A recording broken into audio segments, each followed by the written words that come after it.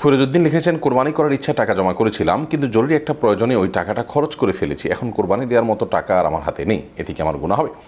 আপনি কোরবানি করার জন্য টাকা জমা করেছেন, সেই টাকা আপনি খরচ করেও ফেলেছেন।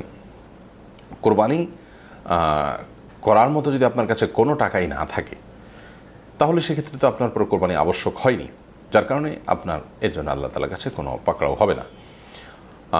তার মানে অভাবী মানুষ যদি কোরবানি করার নিয়ত করেন এবং তার জন্য কিছু টাকাও সঞ্চয় করেছেন, বাট এর চাইতে প্রয়োজনীয় কোনো কাজে তিনি খরচ করে ফেলেছেন, তার কোনো গুনাহ হবে না।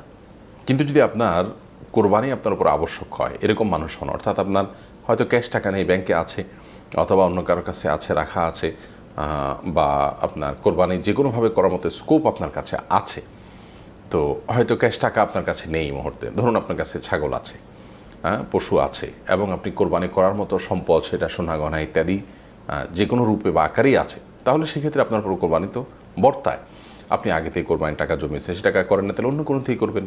আপনার স্বর্ণ থাকলে, রূপা থাকলে, গহনা থাকলে, আপনার মানে জাকাতযোগ্য সম্পদ যেগুলো থাকলে আপনার কোরবানি বর্তায়, সেরকম কিছু থাকলে আপনি সেগুলোকে ব্যবহার করে আপনি সেগুলোকে বিক্রি করে কোরবানি করবেন, কিংবা সেগুলো খরচ করে কোরবানি করবেন।